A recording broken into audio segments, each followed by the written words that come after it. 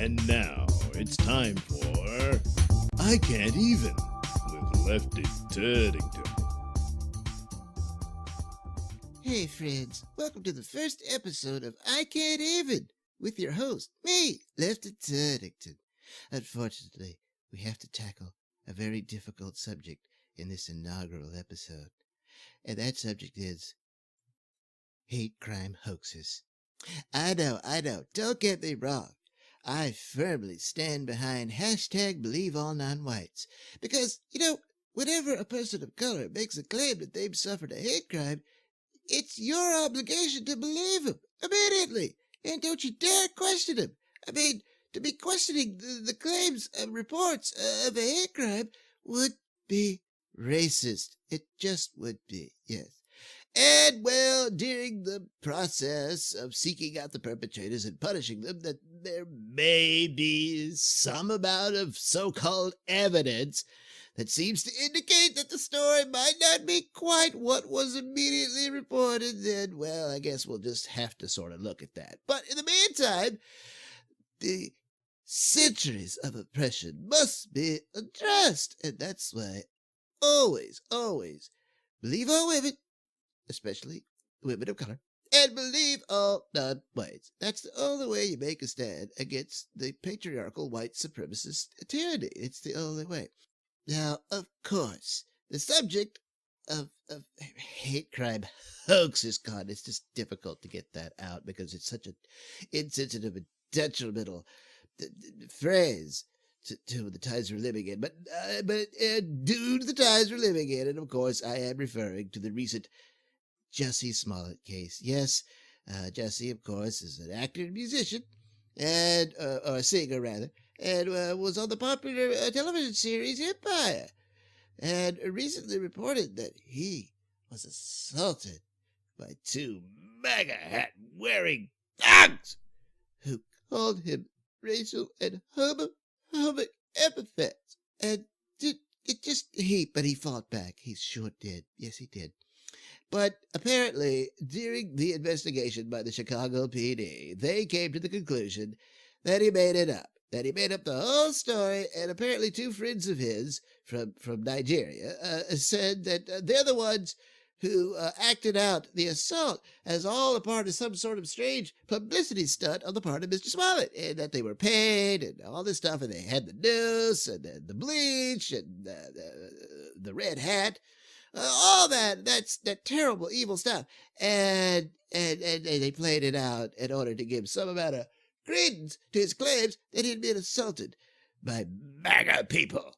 And, well, according to the police, it didn't happen. This is all allegedly, of course. Allegedly. Remember, the police are always going to be a tool of the white supremacist tyrannies. Well, even when they're not aware of it, they are. So you got to keep that in mind. It's always a great assault whenever this comes about.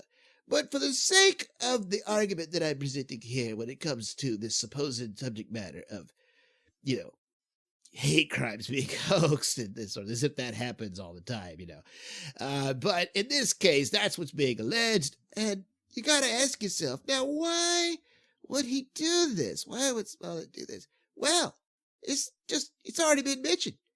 We're living under white supremacist tyranny. Straight, white, male, patriarchal supremacy. That's what we're suffering under. And Smollett's no different. I mean, let's take a look at this poor guy. He's a young African-American male and a homosexual. Good Lord, talk about the intersectionality right there. I mean, a double whammy on the poor fellow. And he feels triggered, just living ever since you-know-who walked into our White House. That's right. After 8 years of paradise, this monster came in due to the straight white males being threatened. And so they put one of their own in there. And of course, a man like Smollett is going to feel threatened and triggered, probably on a daily basis, by God. And, he's trying to get the message out, trying to wake you people up to figure this out about the coming oppression. And if you don't act now, it may be too late. And that's the fear that he was living under. And so it's perfectly understandable that he would concoct some sort of scheme like this for the greater good. And, even though it might have been something that was just performed and faked and all that, it's still true. The narrative, the overall narrative is true. And it's his truth. It's Jussie's truth. And it's our truth, too. Because it is. Because somewhere and someday a gang of red hats are attacking marginalized peoples. Or they're at least thinking about it. Oh, we know they're thinking about it. Oh, yeah, we know that. That's just don't even go there. It's happening. So, who's really to blame for possibly, allegedly concocting a hate crime hoax? Well, of course we know who's to blame. It's Trump!